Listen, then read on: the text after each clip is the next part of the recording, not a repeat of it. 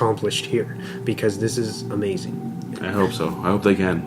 And I think this has like a what? It's between an 83. It's in 88 right now. On Rotten? Yeah, I checked it this morning. Okay, cool. Yeah. It dropped down because it was a 9. I mean, in the beginning, it was like a 98 or something. That's. Yeah. But, yeah. Should be higher, I think. Anyway, if you haven't seen it, that's all we can really say without giving you, beat by beat stuff. We don't want to talk about too much of the effects or scares or fears, as they use in the film, because that's going to cheapen the experience. So it's not going to be on us for that happening. Yeah. So let's move on to some movies we can spoil. Oh yeah, spoiler alert! Spoiler alert! So if you want to, if you don't want to know too much about the Blair Witch films, put this on pause and go watch them, and then come back to us and listen up. Oh yeah, that's your warning, and we're gonna move on. All right. So with that being said, we're gonna jump into the Blair Witch Project, which was released in 1999. It's an hour. And I think it's hour and 25. Is that hour and 25? All right. It's 80. It's got an 86 on Rotten. The synopsis is 3 film students disappear after traveling into the Black Hills Forest located in Maryland. They set out to film a documentary on the legend of the Blair Witch. This is the footage. This is where the footage is found later on. Or I guess what you're supposed to be watching is like the footage put together. Yeah. This is starring Heather Donahue, Joshua Leonard, and Michael C. Williams. Which it's weird because Heather that's her real name. Oh really? In the movie, yeah. That's weird. The directors are Daniel Myrick and Eduardo Sanchez. So what did you think about this? For me, I think the acting was pretty good. Yeah. They seemed like real people. Yes. And the people they interviewed seemed like real people. Yes. The people telling the stories. The beginning of the film is probably the strongest. Yeah, exactly. Yeah, I think so. The part for me where it kind of not really fell apart, but kind of felt like, oh, these guys are these are actors. Is when the first guy goes missing, and then the guy and the girl left, and the one guy's just sitting in the next to a tree, and he's kind of rocking back and forth. He's like, that part for me, I was like, oh, that looks really he's trying too hard to look staged. Yes, yeah, it looks staged. He's trying too hard to look distraught and stuff. But other than that, I think it was really good. Okay. Yeah, it felt believable. And when I was, you said this movie came out in 99? Uh-huh. When I was 9 or 10, I thought this movie was real. And I think I watched the whole movie with one eye open. And I blame my grandma. I haven't watched this movie since then on VHS when I was 10 years old. And, but yeah, I mean, I think it's a really good, it's a solid movie. Okay. And, well, what are your thoughts on it? Okay. So, I actually saw this film, my grandparent, this is one of the taboo films that I wasn't allowed to watch at all. Okay. When I was younger, I guess they thought it was going to mind fuck me too hard or something.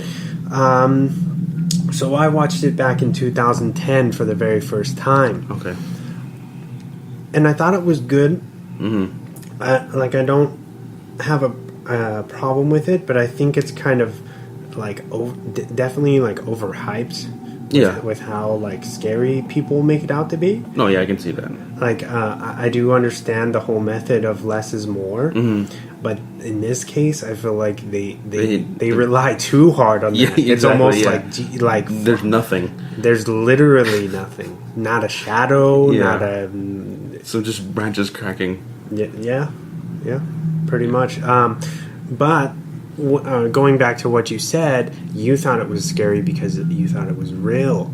Yeah. And I think that's when they released this for a long time. I'm not sure if you're aware of this, but they kind of released it under that banner of it being real.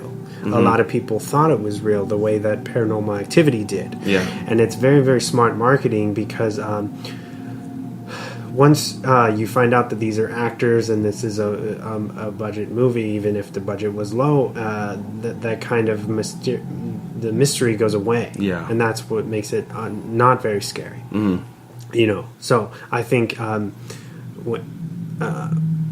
when you go into this watching it thinking that it's real, or any kind of found footage movie, that's what plays in the back of your mind. So then your imagination kind of gets rolling and stuff. Yeah.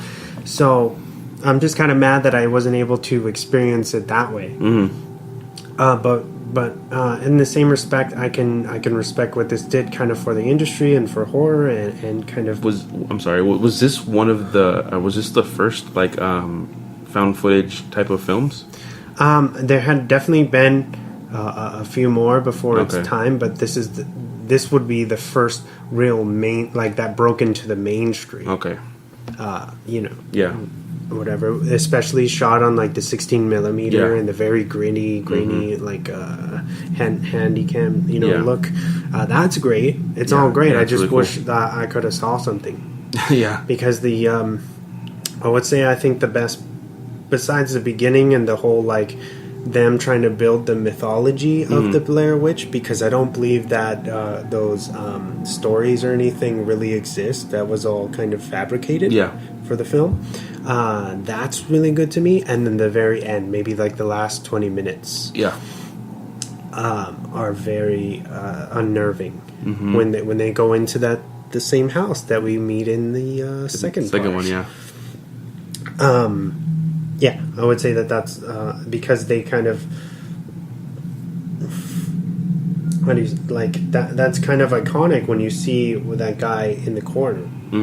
Because they play with that a lot throughout the movie before you get there, where they're like, oh yeah, this killer was said to be out there and he used to kill kids, and he would make them stand in the corner, and then he wouldn't let them watch, and then he would kill the person he had and then kill that person in the corner or whatever. So it's just kind of like, well, what the fuck? Was it the Blair Witch, or was it like was the guy? Yeah. So when you look at it from a multi-layered perspective, it is kind of weird, and that's my thoughts. Okay. What would you give it as a rating? A rating, yeah. Okay. 1 to 10. 1 to 10. Your honest opinion. Honest opinion. I'd give it a 7. Okay. 7. I mean, it's good. But it's not up there. If that makes sense. But I feel like 7's fair.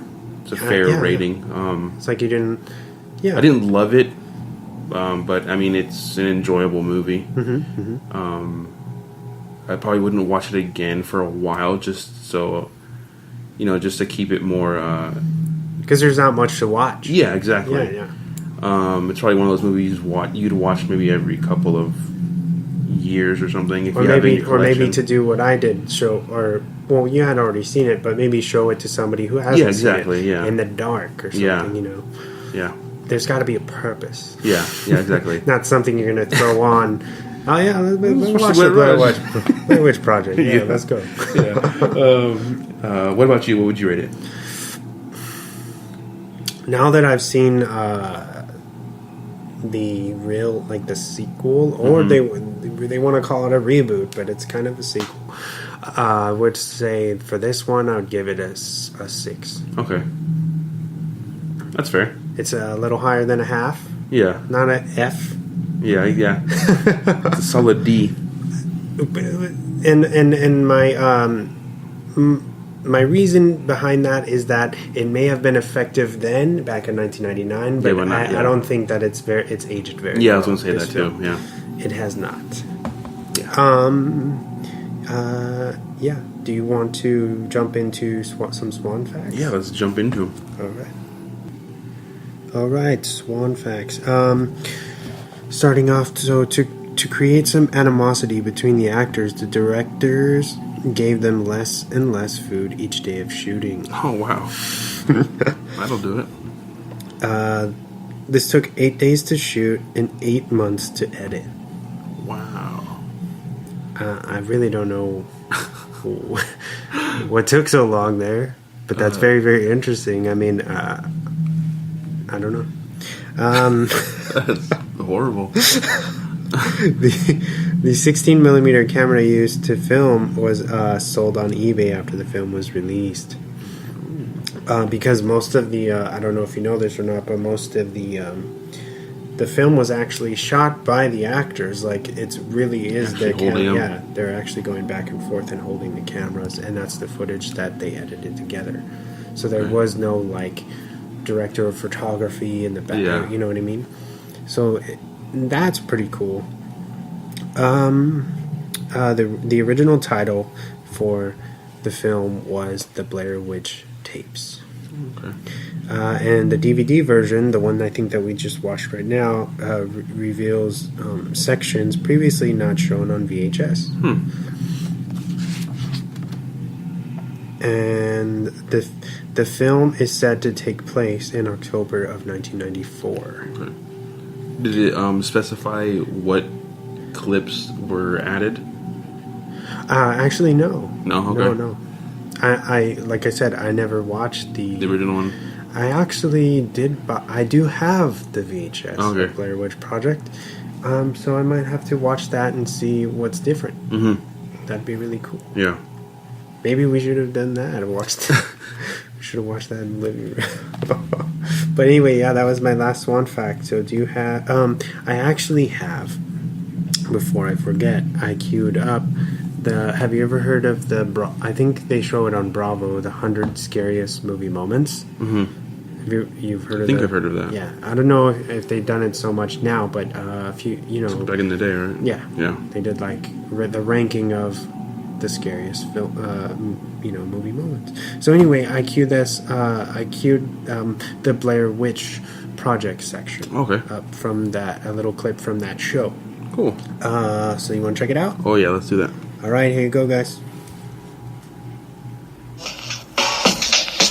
Is this real or is it not? Because of the whole internet event that had happened. I thought it was real. The marketing was great. Everybody wanted to see it before it was even out. It was important for us to explore the line between fact and fiction. Were these three young filmmakers, did they really go into the woods? Is this really a record of the last moments of their lives? They thought up a great way to torture us before we entered the movie theater. Before the Blair Witch Project, I always felt very comfortable and very happy. Oh, nature, and after that, for like 2 months, I would hear like the rustling of a tree, and it would send a shiver up my spine. Nobody had done anything like it before, and it was just weird and crazy. And you're on edge. You don't know what to expect, and that's what you got to do, with horror. There's strange, like voodoo dolls hanging from all over the place. To see stuff come from behind, or something shooting, and the camera would have to turn around. That made that movie so much scarier than just the average, like 2-3 cameras, and you saw everything come in. When they were camping, and she put the flashlight. We never saw the boogeyman in that movie. We never saw the witch. We only saw what was happening. Hearing their friends screaming in that way you could only hear sound in the woods, where there's you don't know what direction it is, and you just hear, God, help me, oh my God.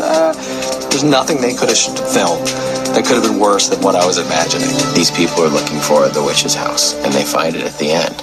And it used such simple techniques like child's handprints on the wall. And they said right before she kills you, she sends you in the corner.